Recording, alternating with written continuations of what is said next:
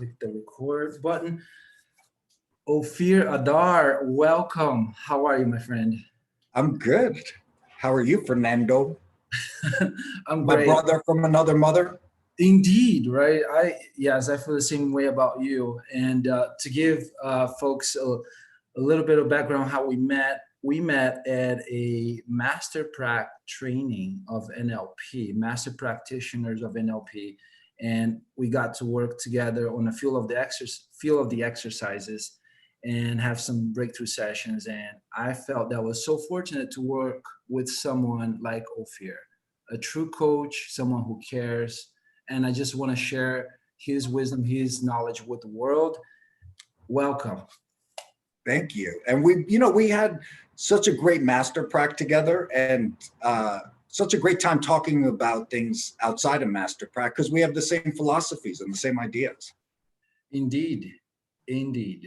And one of them being that you started your career as a real estate agent, and you start realizing certain things about leverage and time management, and you became someone who started coaching other agents and managing offices. Can you before we talk about that specifically, can you please give the listeners and the viewers a little bit of background, where you grew up, how was family like growing up, and perhaps even if we have time, we'll talk a little bit about your acting career. And there's a very little bit to talk about when it comes to that. So, that's, let me just give you a quick background. It's great. Obviously my name is Israeli. Not obviously that it's Israeli, but that's where my name comes from. It comes from the Bible, actually. And so I grew up in New York with Israeli parents. I was adopted, so I'm not Israeli. But I grew up speaking Hebrew and English and having a passport. And I grew up in Westchester, New York, in an affluent neighborhood called Scarsdale. And one of the things that was really great for me was, I had parents who came from poverty, who came from nothing. So, even though I grew up in an affluent neighborhood, they instilled a lot of work ethic in me, and, not to be afraid to get down and dirty. And they always, we always had things that we were doing, like raising bees, selling honey, like fun, cool stuff, riding horses. We had horses. So, it was a great experience, great childhood. Then I went to college in Boston, and I moved out to LA to work for Warner Brothers in 1994. So I worked for Warner Brothers for 6 years. Wow. And then at the time, my bosses at Warner Brothers moved to New York, and they asked me if I wanted to go with them. And at that time, I just said no, because obviously the entertainment industry wasn't everything I thought it would be. It was different than what I wanted. And so I decided to get my real estate license.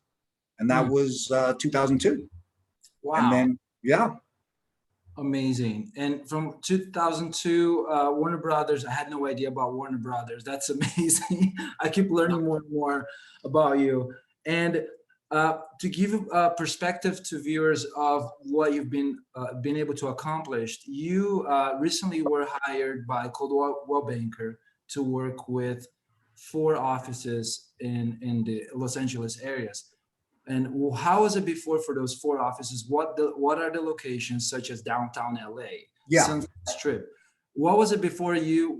What happens after you came in and started managing them? So the most interesting part that you probably don't know is that I started my career at Coldwell Banker Sunset Strip. So talk about full circle. That's where I started my real estate career, and now I'm managing Coldwell Banker Sunset Strip. But I started with Coldwell Banker in 2002. I was there for about a year, and then I actually was one of the first 10 agents with all of Keller Williams in Los Angeles. So I spent the better part of my career with Keller Williams. I just came back to Coldwell Banker in January. And, at the time, it was early on in the inception of Keller Williams.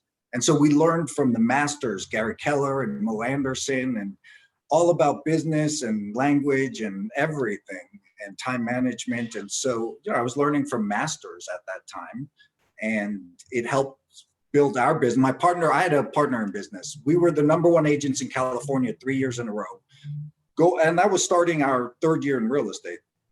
Wow. So yeah, so So we please were, start dropping some knowledge to the people that what did you do differently from other agents that put you in in that position of leadership? yeah, yeah. You know, the reason why I'm a great coach, I'll tell you why, because I come from a background of being terrified of lead generation.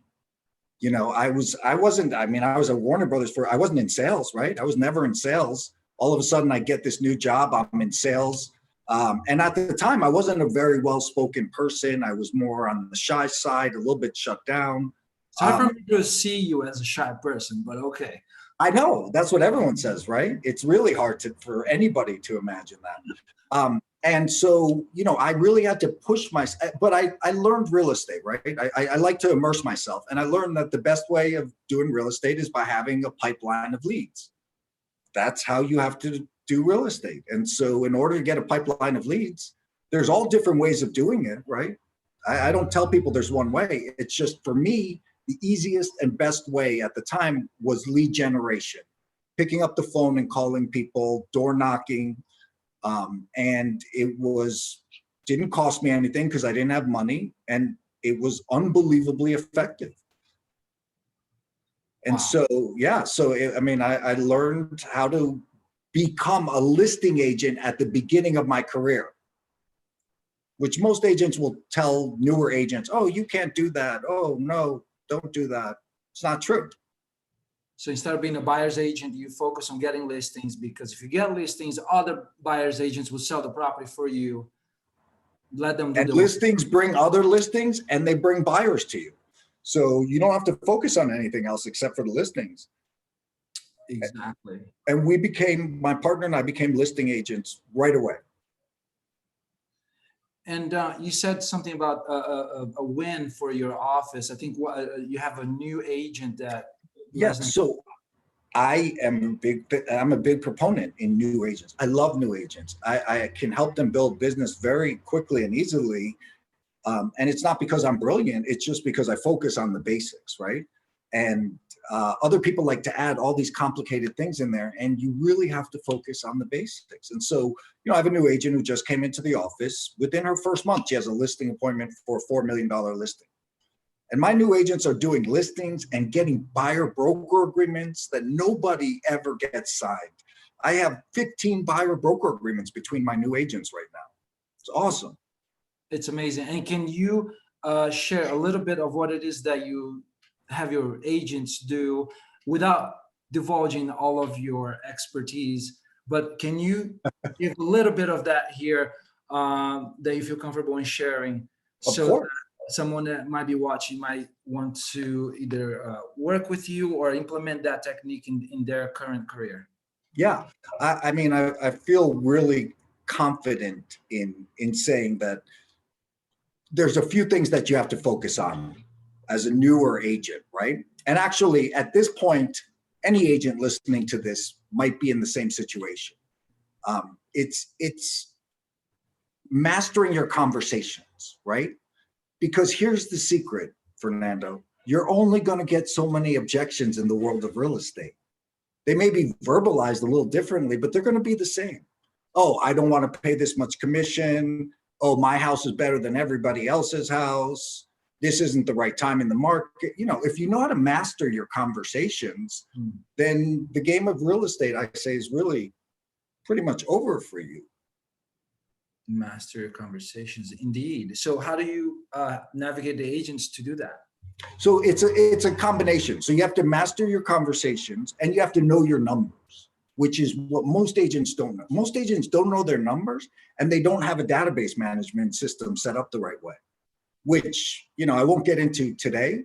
But even if you don't do anything in real estate for your first 5 years, if you set up your database management right, you'll be a six-figure producer from that point on, for sure. And can you give us, say, a story that you know, something from experience, either personal or one of your agents, that they were doing something wrong and they were working hard, but they were not getting results? And and how you coach them to work smarter, not harder, and get more results. Does anything come to mind? Yeah, absolutely. I mean, that's a great phrase, right? Working smarter and not harder. You know, the reality is a lot of realtors work really hard. They work hard and they have nothing to show for it because it's not about hard work. It's about being smart, right? It's about knowing your clients. It's about asking the questions to get to the crux of the matter. Because whether it's a buyer or a seller, Fernando, uh, usually they're not giving you all of their information because they're not 100% comfortable with it. So you got to build that rapport, which you and I have focused on and learned in NLP at such a master level in order to allow them to share with you the things that you need to know in order to help them. And that's a huge, huge aspect of it. And I'll tell you, the second thing is, and I learned this, I learned this because I had no choice, right? When I started and I was going on listing appointments against some of the top listing agents in Los Angeles, how was I going to compete with them? I couldn't say, oh, I sold this, I did this, I did, oh, yeah. And what I found out was, because the only thing I could do was go in there and make it about that individual, that principal, and say, what is most important to you about this transaction? What are you looking for from your realtor? What's the most important thing? And they would all say to me, nobody else is asking us that. The only thing everybody else is doing is coming in here and telling us how great they are and how awesome they are, and they've sold this and they've done this. And you're the only one who's making it about us. And that's why I stole listings from them left and right. It was easy because I just made it about the clients because I had no alternatives at the time. And yet I learned to continue to do that throughout my career. Wow. And interesting. So it seems like it seems now, I know for sure that when someone, and I'll speak from experience, when I've implemented the idea of rapport building in my life, it changed not only the relationship with my clients, it changed the relationship with my parents. It changed the relationship Yes. with my friends. Because Yes. rapport, one of the meanings I give rapport is love. And if you're going to have a rapport with someone, you're going to love them enough, show them enough love that it's about them. You're going to, of course, there are techniques in NLP like mirror and matching. And there's a thing that people have, which I may call, say, bullshit meter, where their intuition will feel if a person is only using techniques. But to use the NLP techniques and come from the heart with integrity, that to me is love, because it takes putting my agenda aside. And sorry for stealing this interview here for a little bit. Putting Yeah. my agenda aside to pay attention to the words they're using. Yes. Like, can you pay attention to the words they're using? So they're saying here, I hear what you're saying, where I feel what you're saying, where I see what you're saying. So are they then visual, auditory, or kinesthetic? Can You you know, speak that language? So yeah, so that to me, rapport is love. I just wanted to share that with everyone. well, Uh, let me break that down for you, Fernando. So when you're looking at a property, does the client say, "Oh, this property looks good to me," or this just feels like the right property for me," or it sounds like this is the right. So absolutely, I teach that at a high level, recognizing the patterns of your clients. That's very high level coaching, and at the same time, Fernando, it breaks down into the simplest of simple, which is what I learned very early on about NLP and why I started to really get excited about it was mirroring and matching. I try to explain to agents, you have to mirror and match because you're coming up against people that you need to build rapport with instantly. And the number one way of building rapport is mirroring and matching. And so if I was on the phone, I would mirror and match their rate of speech, their intonation. Like if you're talking to somebody from Texas and you're talking like you're from New York, you're not building rapport with them. If you're talking to somebody from New York and you're talking like you're from Texas and you're like, how y'all doing? The New Yorker is going to hang up the phone on you. You got to mirror and match. Yes. Wow. Yes, and I've been implementing that so much for the last 2 weeks, and I'll tell you, it's changed the way I view my relationships, and where it's so much easier to have a technique like that to show love. And for those of you listening and watching, if you're a friend of mine, I'm sure you're a very loving person, because that's who I attract into my life. It's people that Yes. are very kind, open-hearted, they love. And in the past, as a loving person, I blocked that love from, I've blocked the giving of love to others. And this is one powerful tool that you can show love to others. If you're feeling like, I love this person so much, why don't they let me in into their lives? Or I love this person so much, but they don't understand me. Well, start mirror and matching and see what happens. You're And right. so, But it goes further than that, actually, Fernando, because you start mirroring and matching, and then what do? Then you take control, right? And you're leading. And that's really the important thing, because one thing that I teach realtors is uh, they don't, I mean, the client doesn't even know what they want a lot of times. They want you to lead them. They want you to be the person that guides them and leads them. And yet, if you don't handle it a certain way, they're gonna bully you and have certain expectations and think that they're right about everything and listen to their cousin and their friend's best friend's sister, and start to, you know, project that onto you. And that is not a good situation for anybody, for the realtor or for the client. indeed, indeed. And I'm being reminded here of the conversations we had at the practitioner training, and how you are bringing your experience, a real life experience, to a large number of realtors in the coming months. I'd like Yes. you to speak on that. What are you planning to roll out in the next few months, and why are you doing it? Yeah, you know, it's such a great question. I think that here's the thing. This is the easiest way to explain it, right? We're talking about NLP here. You're talking about saying to somebody, "I understand what you're saying," right? Versus, "I appreciate what you're saying." It's Mm, such a small nuance, right? But that makes the difference. If you say, "I understand," no rapport. You say, "I appreciate," rapport. So my goal is that agents understand that there's small nuances in real estate that make the biggest of differences, right? And every agent is individual. You know, most of the real estate coaching programs are specific to a certain way of doing real estate. And mine is about the individual, because everybody has strengths and weaknesses, and you have to understand them, know what they are, have to find them out, which is what we're looking to do, and work towards your strengths and away from your weaknesses, right? And so I think that's especially going into next year. And I'm one of those people that's going to, not a lot of people are saying it. I am going to say it. I personally believe it will be a very difficult time, not only in the sense of there'll be a lot of inventory on the market next year and a lot less qualified buyers, which will lead to property sitting there and agents not doing anywhere near as much business. And so they might actually have to work twice as hard next year to get the same amount of business.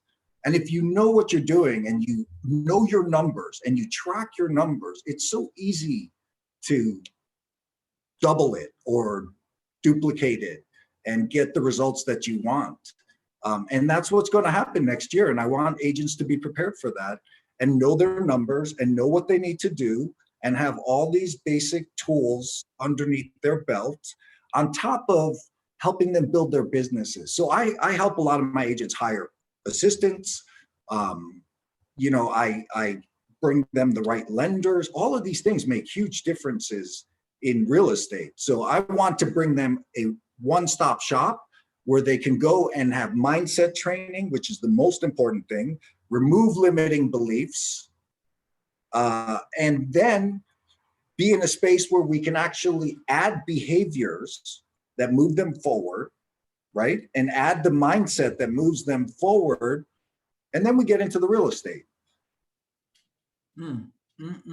Amazing. And do the agents that want to learn more from you, do they need to be in the Los Angeles area, or can it be anywhere in the country? No, no, it doesn't have to be in Los Angeles. It can be, it's absolutely anywhere. And Doesn't matter where, yeah, this is how business runs. It doesn't matter where you are, right? I mean, business is usually run on numbers, and you have to know your numbers. And most realtors have no idea what their numbers are. they can keep their offices. They don't have to sign up under your brokerage. Is that correct? Oh, no, absolutely not. No, I coach agents, and I'm very selective in the agents that I coach right now.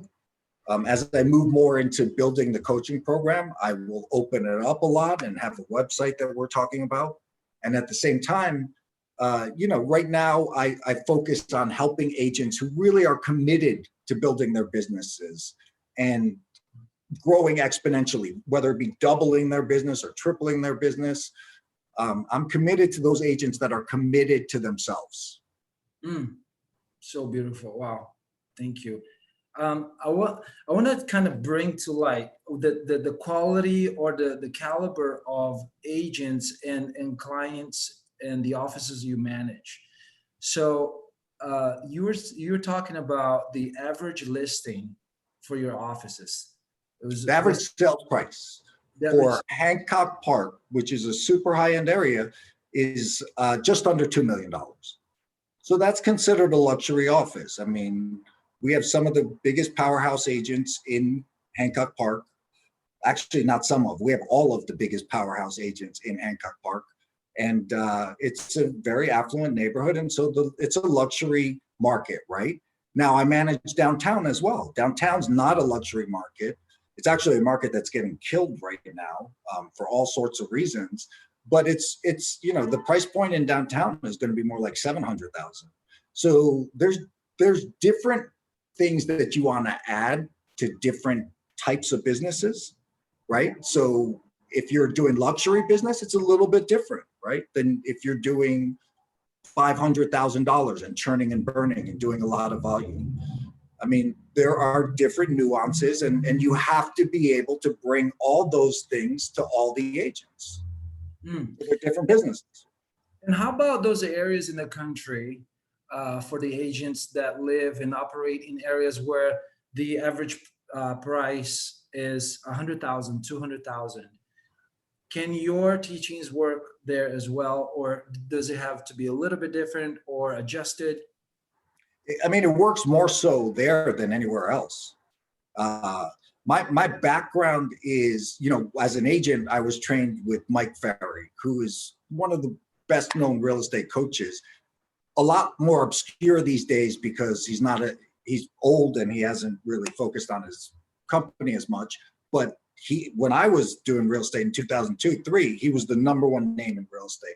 And it was about numbers. And the people that I trained with, the people that I learned with were all from all over Indiana and, Illinois and wherever, even in outside of LA, in areas where the prices were, $150,000, $200,000. You have to do it more so in those areas than in any other area, because you got to put systems in place so you can do a lot of volume. Indeed, yes. Well, you've been sharing a lot of content, a lot of value. How about a fun fact, maybe about your acting career? Let's have a little fun. A fun fact about my acting career. Okay, here's a fun fact. I haven't told anybody. Actually, that's not true. I've told a few people, but I did a play when I was acting called Golden Boy, where I was a boxer, right? And the poster of the play was me with boxing gloves on. And so, so when I got into real estate, I decided, my real estate office was on the Sunset Strip. I sent out a postcard to the Sunset Strip with that picture of me with the boxing gloves saying, "I'll fight for you."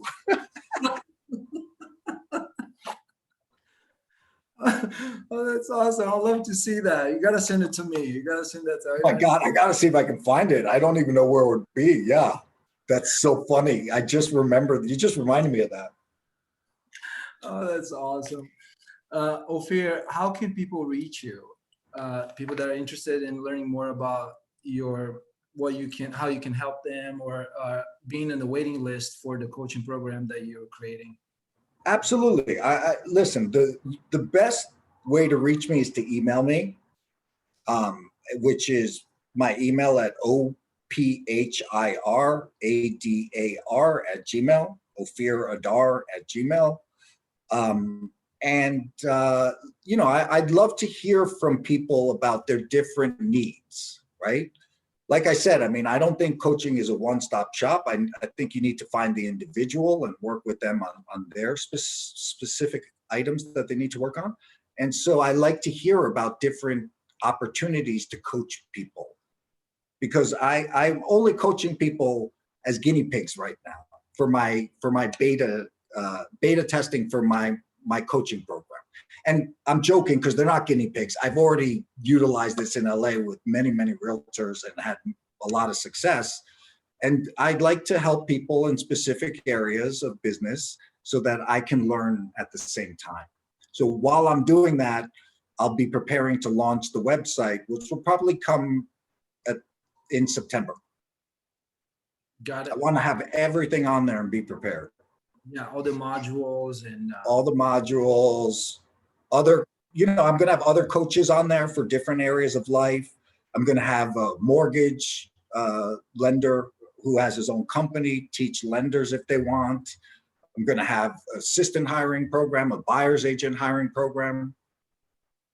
wow, so exciting. Yeah, For I'm excited. watching, if reach out to Ophir. He's the real deal.